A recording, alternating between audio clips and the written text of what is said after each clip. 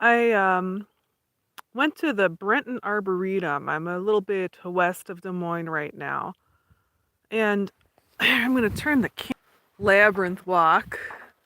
Enter Labyrinth here. You can see the landscape here. You can see very far as you get into western Iowa. The hills are different here than where I'm from. I've been very troubled as I've been reading through the 5th National Climate Assessment because it gives me so many opportunities to see really sad things in the future, to have to tell so many really sad stories in almost every regard. The 5th National Climate Assessment looks worse than the 4th. And that sucks. I have to try to figure out how to break the news in the Northeast that much of the area that had looked relatively stable in earlier projections, the more we understand Arctic amplification, the more things are looking worse farther north than they did. And look at this. This was not actually the path forward. The path is supposed to be the spaces in between. How interesting. There is some good news in the assessment. And again, it is a situation that leads to moral and ethical confusion, potentially. Because much of what looks good is in my area.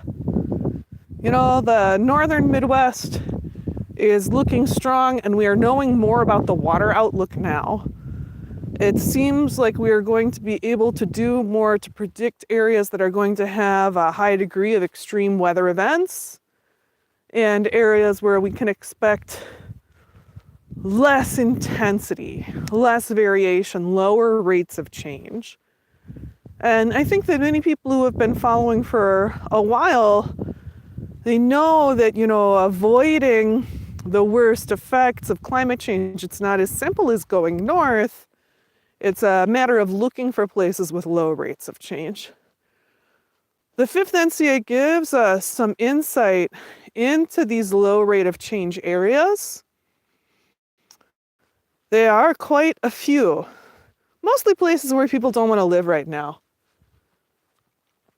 Places with good water, places where there will be challenges related to water management and related to landscape change management, but places where there really is a future moving forward, be it a 2-degree future or a 3-degree future.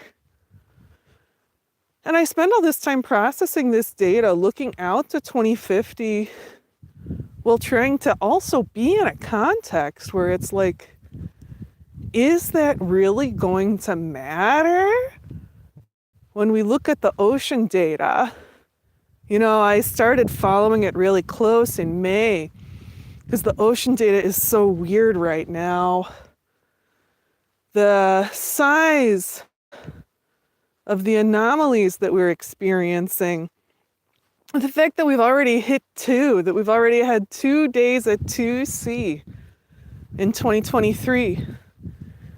We've always had to go into this climate stuff with the mindset that we might run into tipping points, right? I think that if we look at the visualizations showing sea ice loss, and not just showing the size of the loss, but the size of the anomaly, the size of the unexpected difference, it has to be considered. At this point right now, it's like, I feel like it's still worth sitting between two worlds. Because there's only so much certainty, and that's not a lot, that we ever have about anything,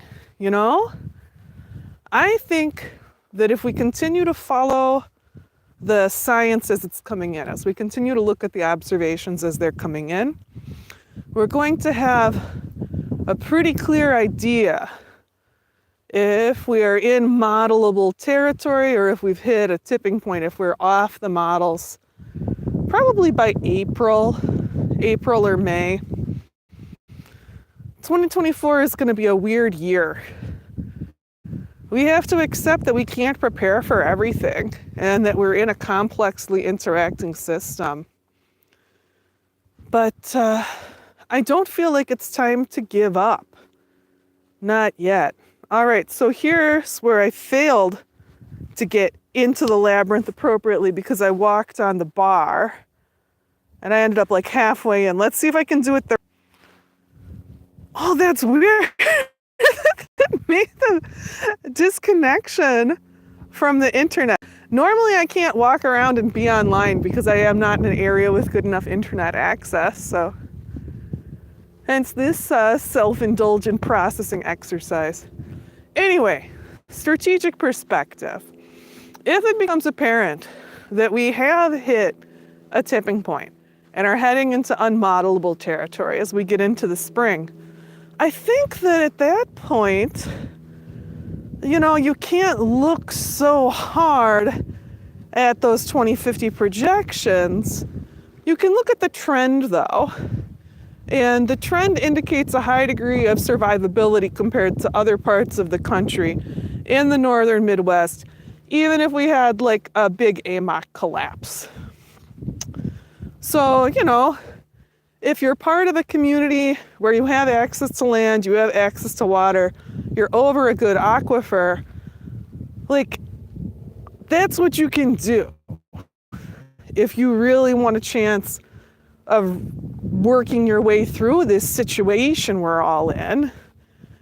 And other than that, you pretty much got to try to have a good time and acknowledge to yourself that you're not interested in doing everything it would take to survive more situations, Like, you have to find a way to be at peace with the fact that we're entering a time that's gonna suck.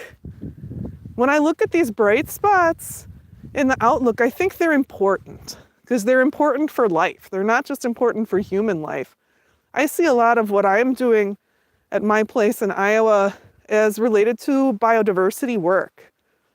Preserving habitat margins in these lower change areas, in these places where more living things can make it, where we can support insects through the collapse, where we can protect them from the poisons that are killing them, are killing generations of them. This was the year that I hear fireflies went out across most of Wisconsin and Illinois.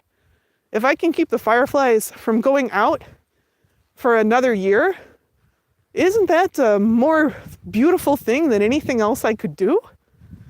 I know there are a lot of people who are with me in this. As we look towards a century of calamity, which I focus on the bright spots, I focus on how to move forward, right?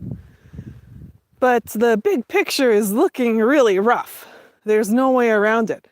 As we move into it, you just got to do what good you can and know that your life is extremely small. I have this good friend. I'm thinking about her a lot. She works at the museum. She's a biodiversity curator.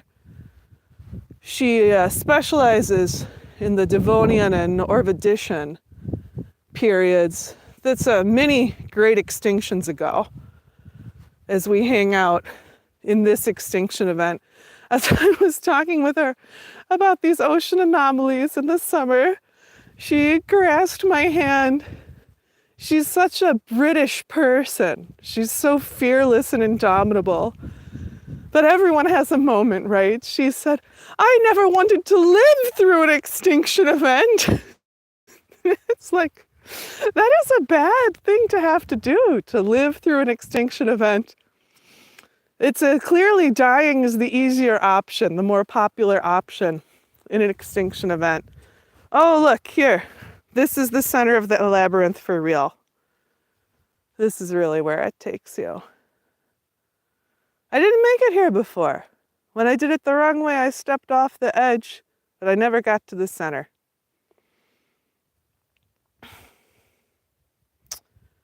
When we look at past extinction events, there's a lot we can learn. We know about 5 other major extinction events, and none of them did the life go out on planet Earth. But you know, life used to be really weird. There are a lot of forms of life, body forms, that were snuffed out in these extinction events. They didn't make it through the filter.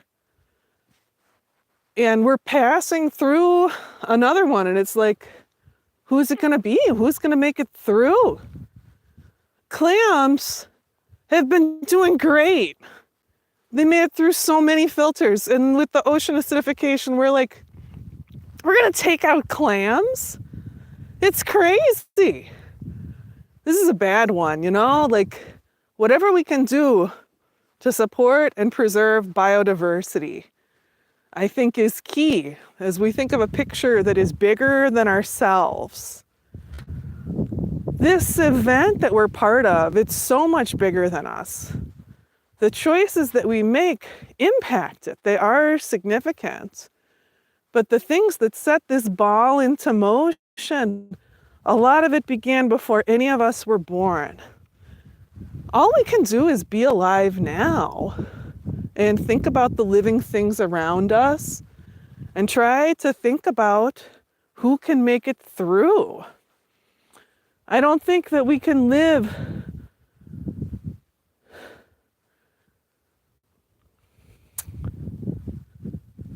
alone, you know? There are people who want to create a future that is optimized towards human existence, right? Where you can live in a box and you can eat probably like weird, highly processed food. Like how many people live in boxes now and eat weird, highly processed food now?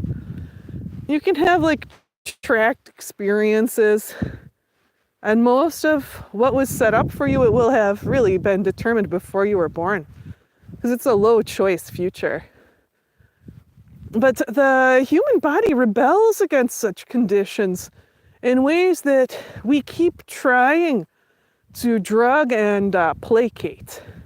The life within us, the microbiome in the human body, does not do well in these low biodiversity environments. It makes us sick to be alone. The more we reduce the biodiversity in ourselves, the more we reduce the diversity of our gut bacteria, the more we struggle with autoimmune disease, with problems with our skin, with problems with insulin regulation, problems with weight regulation. It is not, as I've had some people tell me, a minor concern. The biodiversity concerns. I've had people tell me that, of course, anyone would drive every other species to extinction as a logical decision related to maximizing human life or maximizing profit. I don't see how you can hold that position from a standpoint of someone who perceives any beauty in the world, which is, where I start from, but from a science perspective too. Everything we do to reduce biodiversity impoverishes ourselves. And it's not just the thought of a world where you don't have coffee and you can't buy cheap chocolate at the gas station. It's a world where we're slowly winnowing away the millions upon millions of organisms that make up our own bodies, the incredible diversity that is contained inside the lived human experience. I don't know. It helps, I think, to take the big picture. Our bigness and our smallness. There is hope. even in the NCA 5 outlook, too. It's hard when there are so many more bad places than good places, but still, what can we do but look towards the light? I don't know. A self indulgent time. Thank you for joining me.